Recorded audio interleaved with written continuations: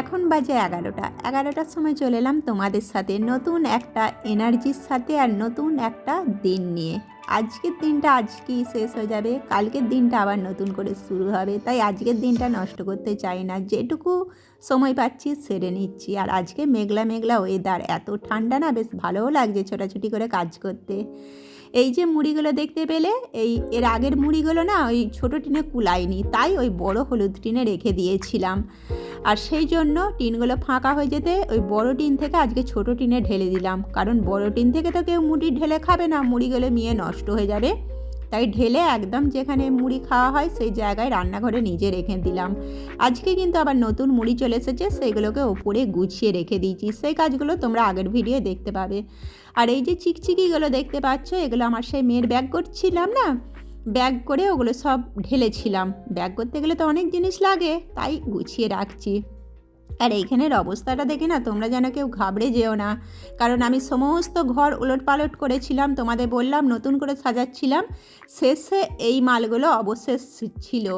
কোথায় রাখবো এগুলো না কিছু খুঁজেই পাচ্ছিলাম না, তাই চিকচিকিতে ঢালা ছিল। একবার মনে হচ্ছে ফেলে দেবো, আবার একবার মনে হচ্ছে না ফেলে দিলে কত ইম্পর্টেন্ট জিনিস ছিল জানো। আমার এই স্টিলের কল, বাথরুমে 1,500 টাকা দামি একটা স্টিলের কল বেরুলো, সেটা কোনো টাইম আমি রেখে দিয়েছিলাম। তখন তো আমাদের কলের এতটা ছিল না, এতটা স্পিড ছিল না, জল কম বেরোতো বলে খুলে রেখেছিলাম। আজকে পেয়ে গেলাম, তাই এই সামনে ফেলে রেখেছিলাম। চট করে জিনিস ফেলতে গেলে দেখবে অনেকবার ভাবতে চিন্তা করতে হয়, ফেলে দেওয়া তো 1 মিনিটের ব্যাপার, তারপরে সেই জিনিসটা নিয়ে এত সমস্যায় পড়তে হয় না। 1,500-2,000 টাকা আমাদের কাছে কম বলো? স্টিলের কল মানে বাথরুমের, বুঝতেই পারছো, শাওয়ার। যাই হোক, লাগিয়ে দেবো ওটা। আর এই যে চিকচিকিতে দেখতে পাচ্ছ, এটা চেন আছে, অনেকগুলো চেন। তখন ব্যাঙ্গালোর যেতাম তো, ওই কোথাও বেড়াতে গেলি ওই ট্রেনেতে ব্যাগগুলো চেন আটকাতে হয়, চেনটা না অনেক দিন খুঁজছিলাম, আজকে পেয়ে গেলাম। ওটা না সামনে রাখতে হবে। তারপরে এই যে মালগুলো দেখতে পাচ্ছ, ছোট সিসে প্লাস হরেক মাল, ওটাকে নাম লেখার জন্য ফেলে রেখেছিলাম, ওই যে নাম লিখেছি। নাম লিখে তো 2 দিন বস্তাটা শুকিয়েছি। তারপরে অনেকক্ষণ এটা নিয়ে ভাবছিলাম, ভেবে এই চিকচিকিটাই আপাতত রেখে দিলাম, যে ওটা কোথায় রাখবো। ওই যে চেনগুলো ভাবছি সামনে রাখতে হবে, অনেক টাইম না চেনগুলো খুঁজি পাই না। চেন তো খুবই প্রয়োজনীয় বলো। এবারে যেমন একটা অনুষ্ঠান হলো, গ্যাস সিলিন্ডারটা বাইরে নিজে রান্না করতে হয়েছিল, আমি তো ওটা ভরতে পারি না, তাই যদি একটা চেন থাকতো, চেন দিয়ে চাবি দিয়ে দিলেই মিটে যেত। চেন পাইনি বলে বিশাল সমস্যায় পড়তে হয়েছিল, আর একটা চেন কিনতে গেলেও 80 টাকা। তারপরে পাশে যে স্টিলের জায়গার জিনিসটা দেখতে পাচ্ছ, ওটা তো আমার তো কলতলা হচ্ছে, তোমরা দেখেছো কলতলার মালগুলো রাখা আছে, মিস্ত্রি যেগুলো নেবে সেই জন্য ওটাকে একটু সরিয়ে রাখতে হবে হাতের কাছেই। আর লাল বালতিটা তোমাদের পরে বলছি, তার আগে দেখো ওই যে চালের মধ্যে কৌটোগুলো দেখতে পেলে, ওগুলো হচ্ছে মাপ কৌটো। প্রত্যেকটা কৌটোর মধ্যে না আমি একটা করে এরকম মাপ কৌটো করে নিয়েছি, একজনের কৌটো করে রেখেছি, একজনের ভাতের চালের, ওই 200 গ্রামের মতো। আর প্রত্যেকটা কৌটোই একটা করে কৌটো রেখেছি বলে না আমাকে না সমস্যায় বারবার পড়তে হয় না। নাহলে একটা কৌটো এদিক ওদিক হয়ে গেলে কোথায় হাতাতাম বলো তো। আর একটা দুটো মানে চালের কৌটো এখনও ফাঁকা আছে, কৌটোগুলো কেটে রেখে দেবো, কারণ এখন সময় হচ্ছে না বলে আমার কাটা হয়নি। নিজেতে জলের বোতল পুরনো নিজে রেখেই দিয়েছি, এ তার কিনতে হচ্ছে না টাকা দিয়ে, পুরনো জিনিস দিয়ে বানিয়ে নিয়েছি। তারপর দেখো এখানটা আমার কী সুন্দর সাজানোও হয়ে গেল। আর এই যে জায়গাটা দেখছো এখনও কিন্তু অনেক গোছানো হবে, কেমন হয়ে আছে না, সময় হচ্ছে না, আবার একটু ভেবে ভেবে, একবারে তো সব কাজ করা যায় না, এত বড় ঘরটা ওলট পালট করা, অত জিনিস বুঝতেই পারছো, তাই ওগুলোকে আবার ভেবে ভেবে রাখছি, একটু একটু করে আনছি আর রাখছি।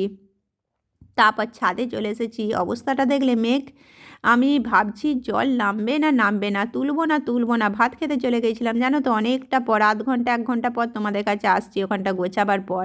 সেই ক্যামেরাটা দেখতে পাচ্ছ ছুটে নিজে নামিয়ে যে আমি কীভাবে জামা কাপড়গুলো তুলেছি তোমাদের দেখাচ্ছি, কিভাবে রেখেছি, মানে কি বলবো তোমাদের। দেখতেই পাচ্ছ কেমন নেমেছে, অত জামা কাপড় ভিজে গেলে কি অবস্থা হতো একবারে।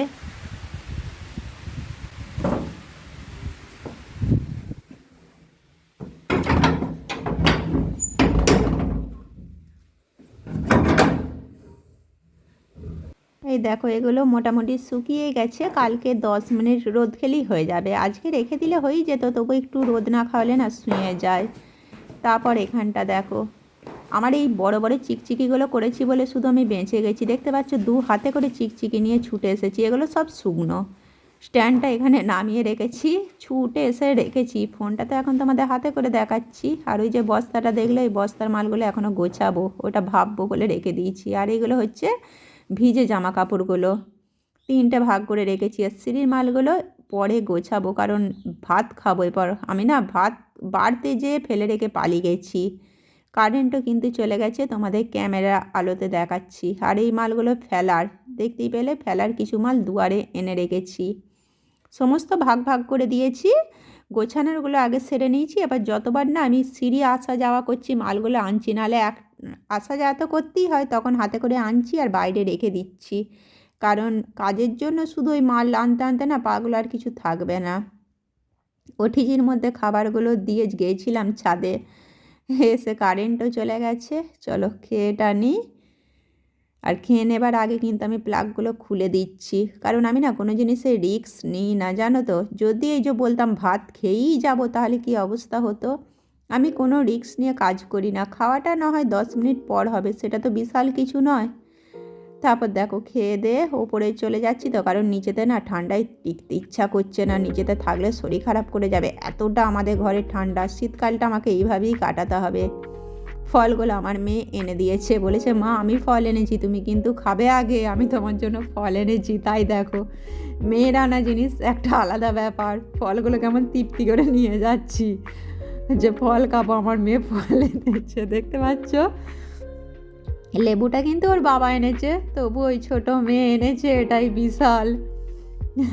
এখন বাজে দুপুর 3টে। দেখো এই মালগুলোকে আমি সব জায়গায় জায়গায় রেখে চলেও এসেছি। আর 3টে থেকে 5টা পর্যন্ত আমি পুরো রেস্ট নিয়েছি, নিজের মতো সময়টা কাটিয়েছি, ভিডিও এডিট করলাম, একটু সিনেমা দেখছিলাম, একটু শুয়েও ছিলাম। তারপর চলে এসেছি 5টায় সন্ধে দেখাতে।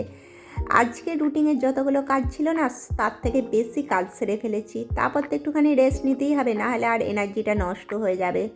আজকে বড়মশাই গেল 7টা 15 উঠেছি, সেইটাই মানে সময় থেকে আমি 1 ফোঁটা সময়টা নষ্ট করিনি বলে আমার কত তাড়াতাড়ি কাজগুলো হয়ে গেল দেখো। আর এই যে জামা কাপড়গুলো দেখতে পাচ্ছ, এগুলো আজকে আর ভালো লাগেনি, এনার্জি শেষ।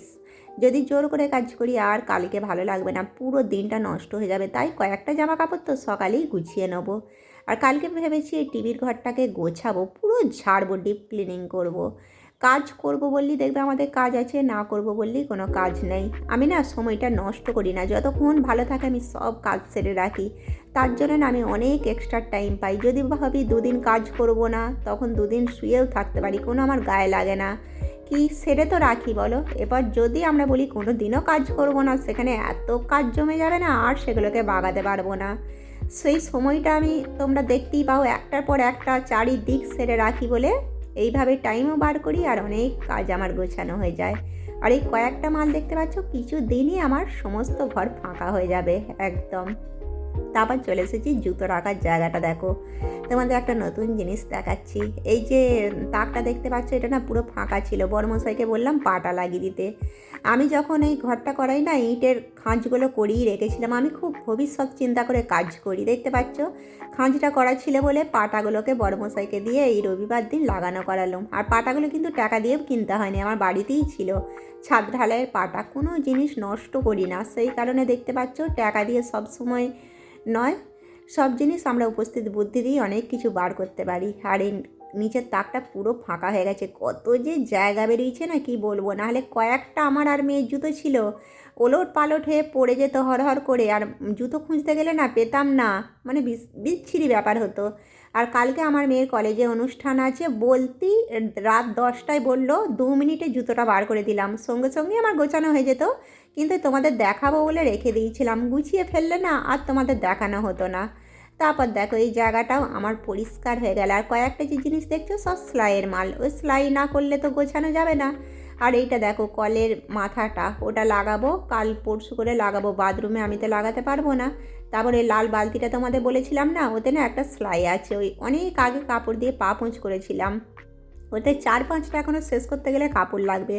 অত কাপড় তো এখন আমার নেই, তাই ভাবছি যে কি করব। ওটা বড় বড় কাঁটা আছে, পায়ে লেগে যেতে পারে, তাই বালতিতেই থাক, বুদ্ধি চলে আসবে তখন কিছু একটা করে ফেলবো। তারপর ওইদিকে দেখো মুড়ি মেখেছি, আর একদিকে চা হচ্ছে। যতক্ষণ চা হচ্ছে, এটা হচ্ছে আমার স্যাভলনের একটা কৌটো, কেটে দেখো একটা ছুরির জায়গা আছে দেখতে পাচ্ছ টিজির কোণটায় এতগুলো ছুরি হয়ে গেছে না, একটু ফাঁকা ফাঁকা করে রাখবো বলে ঠিক মানাচ্ছে না, কোথায় লাগাবো সেই থেকে ঠিক করছি। তারপর ভাবলাম এইখানটা কেমন লাগছে তোমরাই বলো। যতক্ষণ না মানাচ্ছে আমি কিছুতেই ফিটিং করবই না। একটা কাজকে বললাম না, আমি অনেক ভেবে ভেবে করি, যেখানে সেখানে হলে আমার 5 মিনিটেই কাজ হয়ে যেত। কাজটাকে গুছিয়ে এমনভাবে করি না যাতে ঘরটার সাথে মানায়, যেখানে সেখানে করে দিলে তো হয় না বলো। তারপরে দেখো এদিকে আমার চাও হয়ে গেল, এবার সন্ধেবেলায় পুরো ফাঁকা, চা খাবো আর একটুখানি সিনেমা দেখবো। দেখা হচ্ছে তোমাদের সাথে আবার কালকে।